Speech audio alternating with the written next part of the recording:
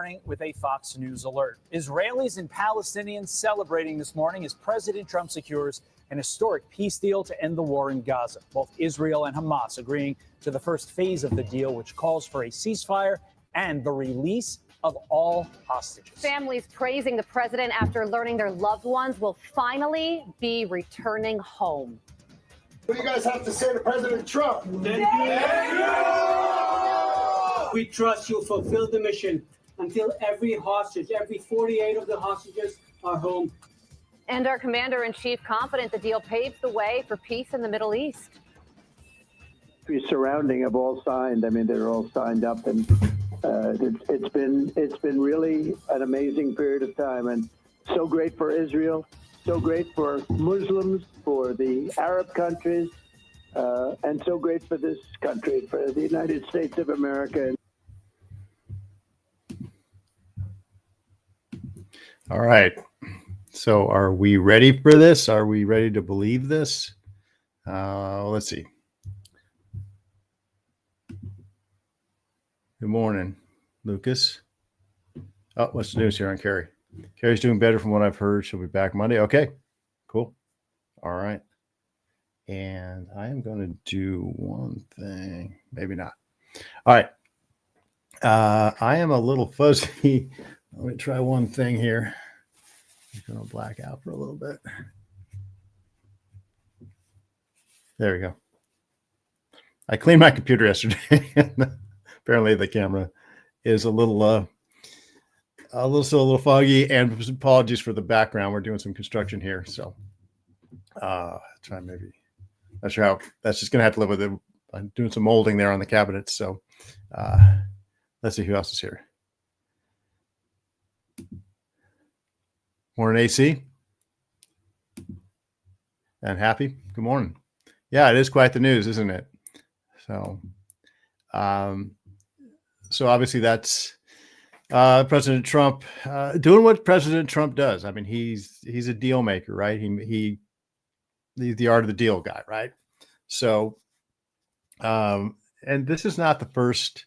Obviously, it's not the first deal that's ever been done between Israel and its neighboring states. When I was a kid, I grew up with Israel and Egypt going after each other all the time, and that was normal. It went right back to the Bible, right back to Exodus with Moses and Pharaoh, and let my people go, right?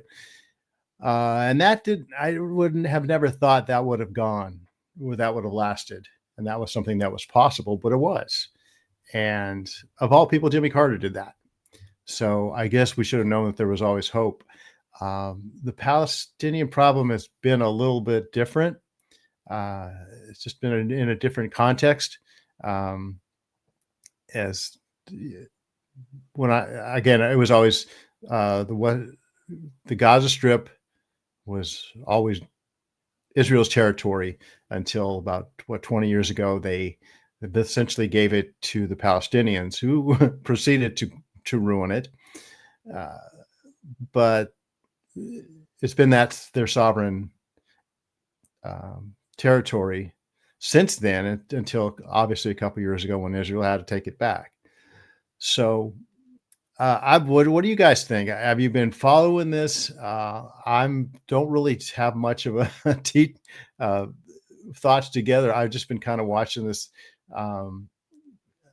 With my wife's birthday was yesterday, so I didn't pay a lot of attention to it, but it was a pretty momentous day, I guess. And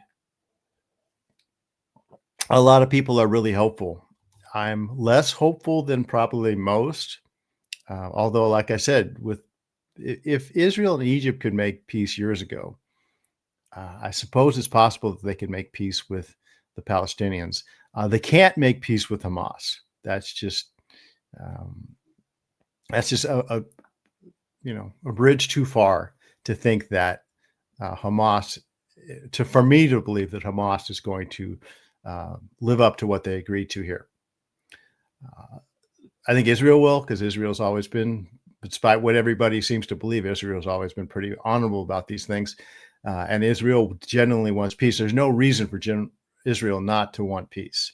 It just doesn't make any sense for them to agitate unnecessarily the countries around them and the people around them that all want them to disappear.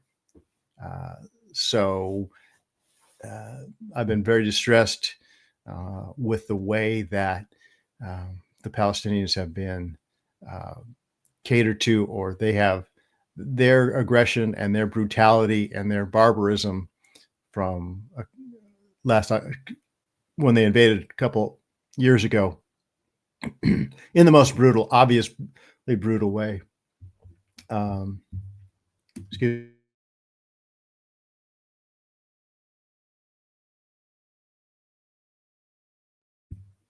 Okay, I've learned to use the mute button. But I've really been distressed by the way people have been basically conned, the gullible people that have more or less rewarded Hamas for what they did and the campaign that they've run since then. And that somehow people in the West are, I don't know what the term is. I want to say brain dead, but I would never say that. But how far divorced from reality that a lot of people in the West are, that have bought this line from this terrorist organization that has done nothing. It exists for no other reason than to destroy Israel. It's like Lucy with the football, constantly pulling the football away from Charlie Brown. And that's what Hamas does with the Western media and now with the West, most of the West. They set up these scenarios. They bring a bunch of rockets to a hospital, fire rockets from the hospital. Israel retaliates like it has no choice. And then Hamas shows all these pictures of Israel bombing a hospital, and everyone thinks Israel's such this barbaric state. Okay. Lucas has got a correction here. Yeah, complacent at the very, very least. Yeah. Short-term memory loss. Nobody remembers anything. It's true.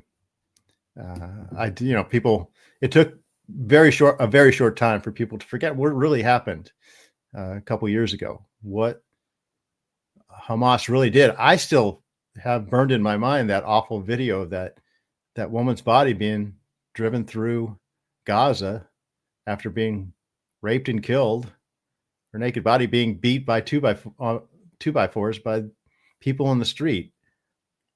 How do you forget that? How do you excuse that? And then all of a sudden start thinking that the people who did that you can trust and you can believe them, but you can't believe Israel.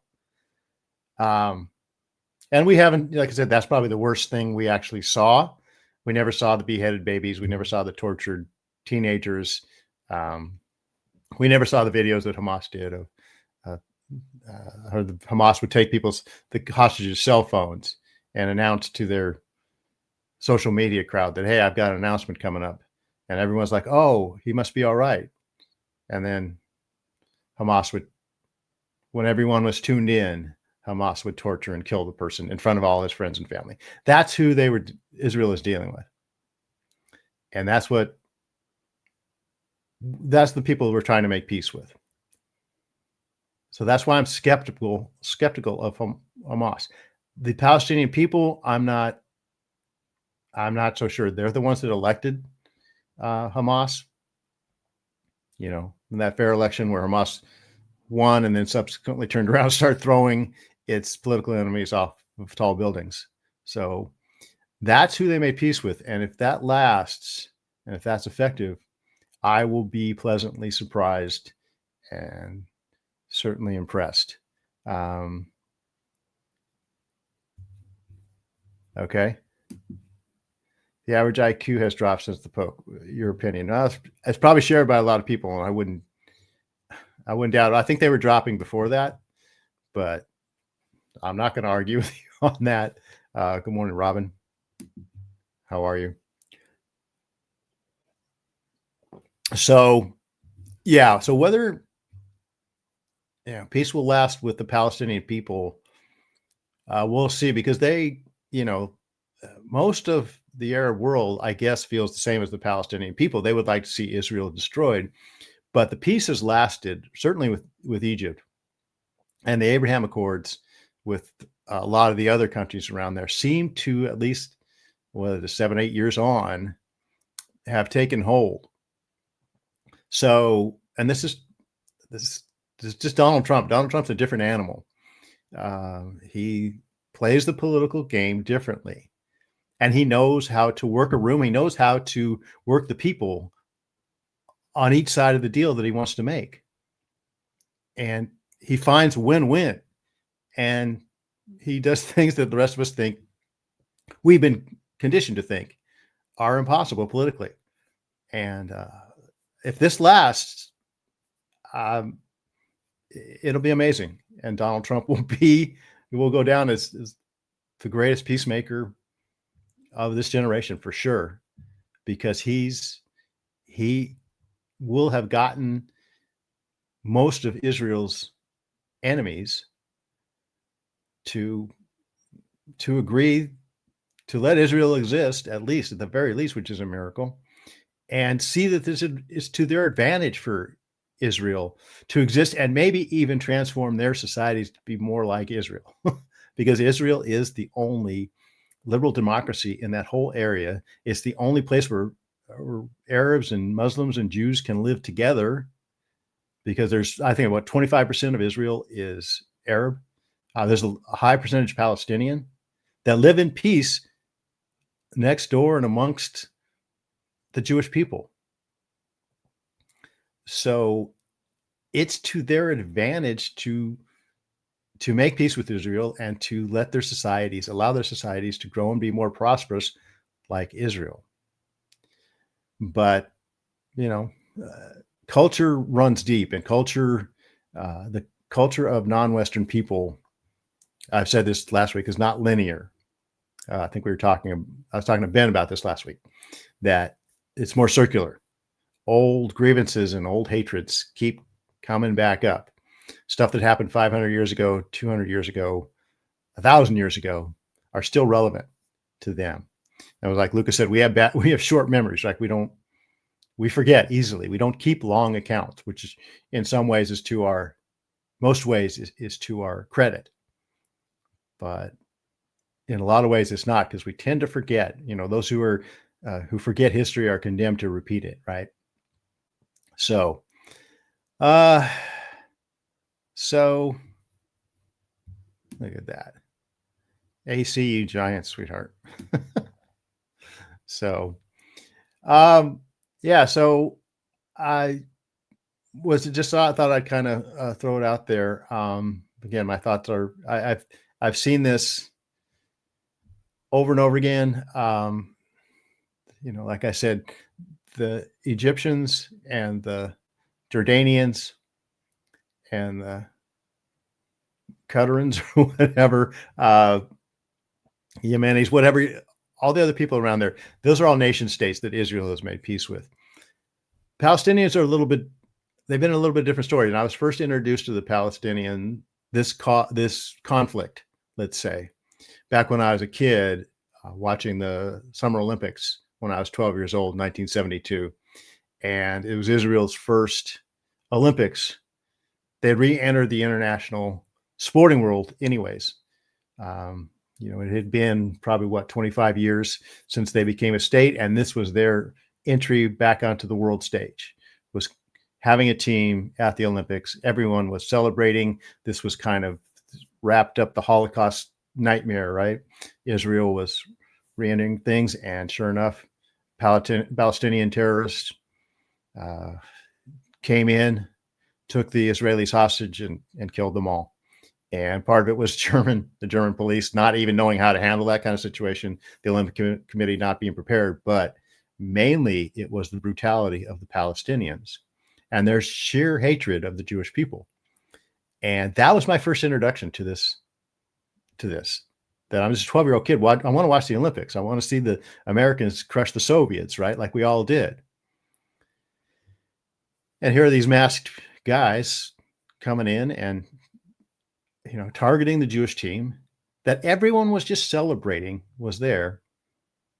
And then eventually, through the botched response from the Germans, but also just from their brutal hatred, they killed all the hostages. They had killed hostages when they broke in and brutally killed them.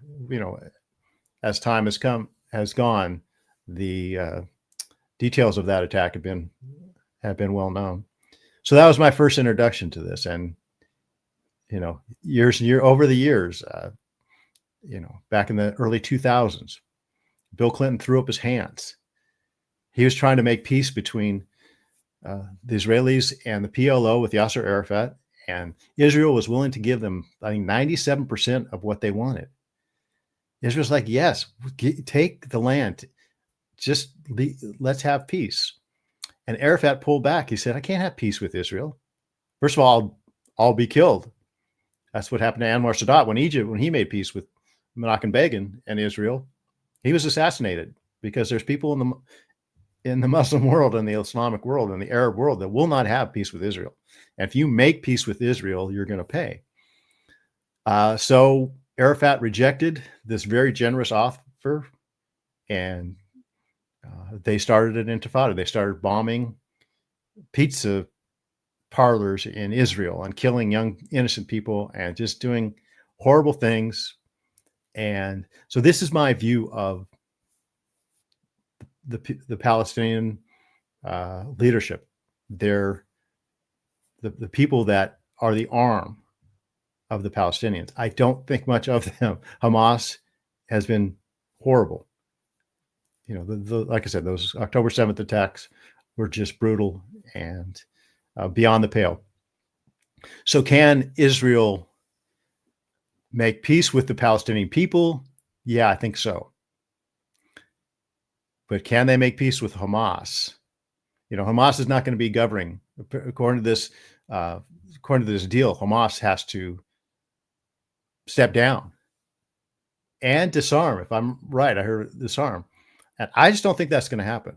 Hamas is going to be the troublemaker for this, because they can't be seen as accepting this.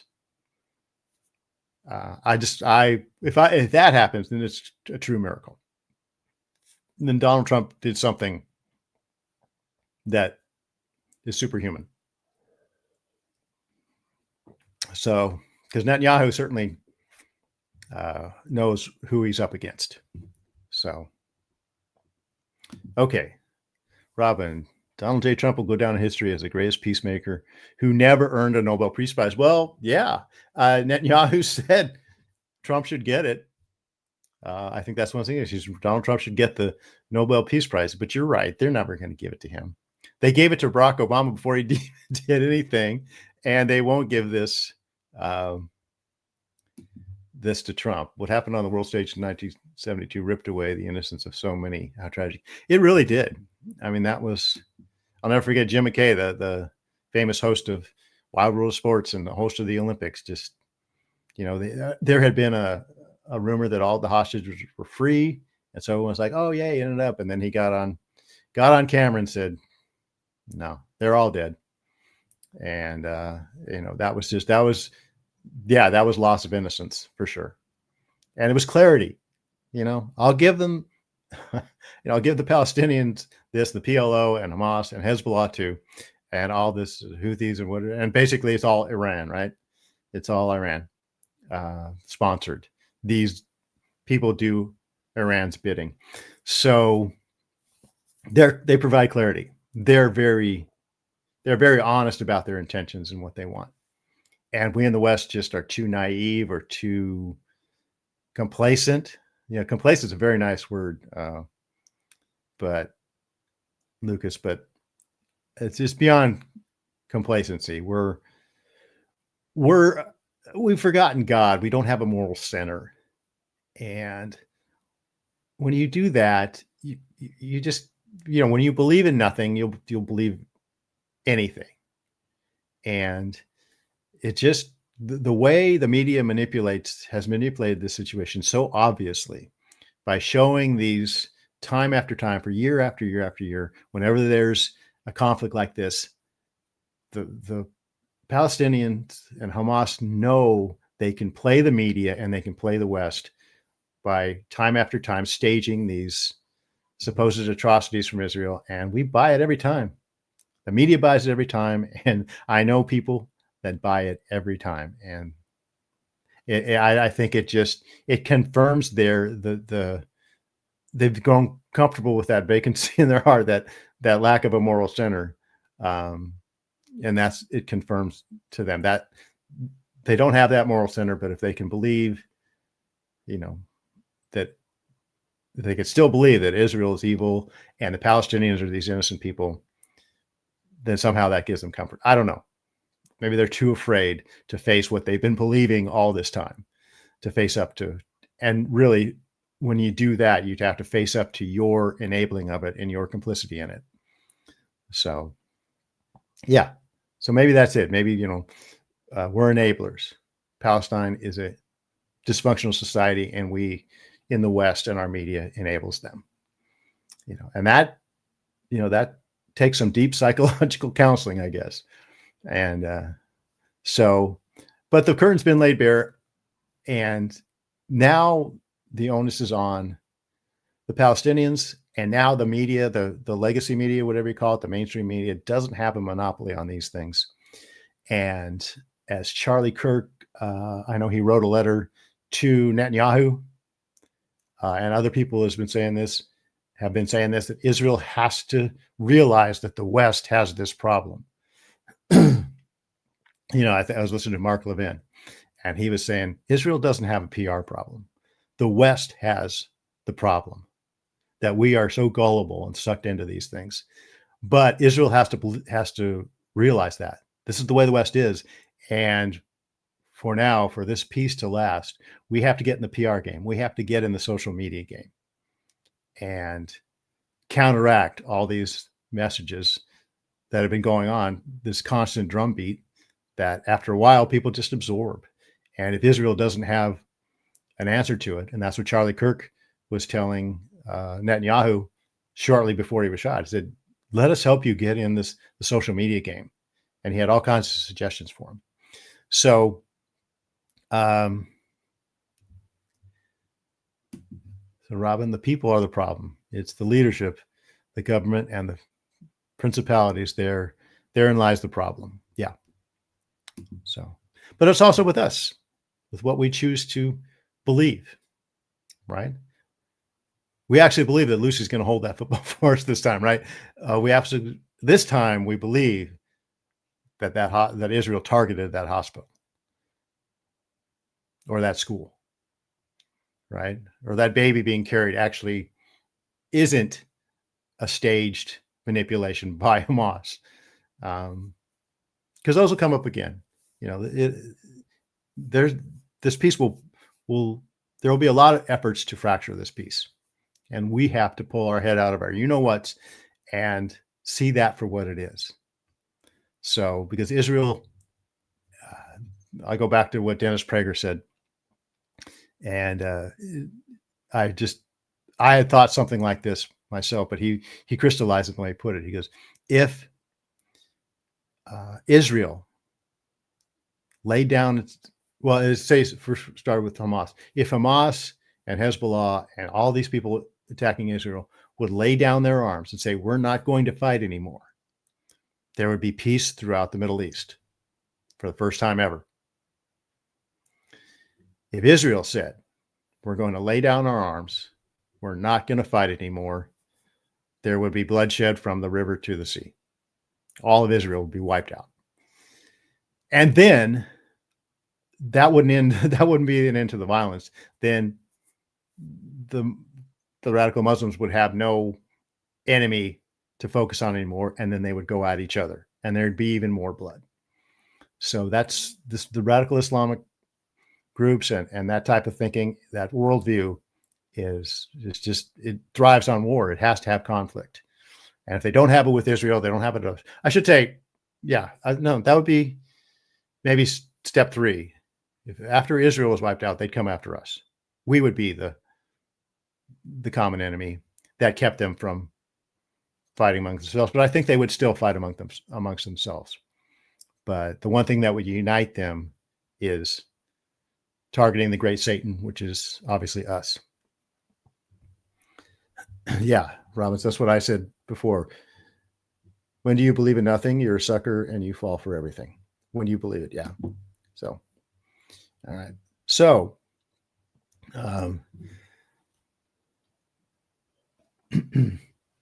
anyways, it is a big day, and it is progress. I mean, they have gotten Hamas hopefully to agree to this.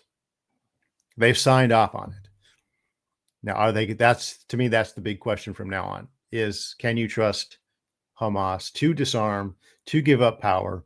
Can you trust the Palestinian people to elect new leaders, or can you trust the leaders that I think that are being put in place? I think they said there's some kind of there'll be some kind of ruling council from within Palestine. If you can trust them to value this peace with Israel and to resist the radicals within them saying we have to still destroy Israel. We have to use this as a ruse. We have to use this, as a front for more violence, which will happen. If those leaders can do that, then yeah, this will be the miracle everyone thinks it is. So we have some new comments. What do y'all got to say? Yeah, we'd be the great Satan. You're absolutely, yeah. So yeah, I should say that. That's one. Yeah, once if Israel laid down its arms, they'd wipe out Israel, and then whatever unity they would have would be focused at us. And maybe they'd finish off Europe, because they've already pretty much invaded Europe, and Europe's days are numbered, which is another topic for another day. But that's going to be our next world challenge. If the situation in the Middle East is resolved, the suicide of the West and the fall of Europe, and that all that goes with that, will be our next major problem and our major fight. But hopefully it won't get to that. But hopefully Donald Trump's words a few weeks back to Europe, and J.D. Vance's words to Europe, saying you can't let your society be taken over by Islam. We can't, Europe was the cradle of democracy, and it spread democracy all over the world. It spread prosperity all over the world, and now it's being invaded, and the invaders are coming. They're very clear about what their intentions are, and the European people are just letting them come and lying down for it. So we'll see. And maybe that's should be the next focus of Trump's efforts. But who knows? That's another topic for another time. So for now, we have a peace deal that's agreed to by all parties. Donald Trump has shown what a great negotiator he is. He really is. Yeah, democracy versus theocracy. And hopefully democracy is winning, and hopefully, this is something where, what we're doing here has had a big influence. It needs to be more. Israel needs to get in this game more for this to hold. Israel has got to turn public opinion still, even though you have this peace deal. You can't stop. You've still got to, show the world just what happened a couple years ago and just what Hamas has been doing. And now that they're out of power, hopefully we can, exploit that breach and get some people who will actually serve the interest of the Palestinian people. And the Palestinian people will start to turn around their opinions on Israel and on the situation there. So, and if that happens, like I said, this goes back so many years. Like I said, it goes back to my childhood, but it goes way beyond that. And if this can hold, yeah, this is huge. Every bit as big as Egypt and the Abraham Accords, and Donald Trump for Nobel Peace Prize, I say, right? So, hey, it's half an hour. That was quick, as always. And I will see you guys tomorrow with Ben when we talk about, continue our talk on the Crusades. So we'll see you then. Thanks for listening, guys.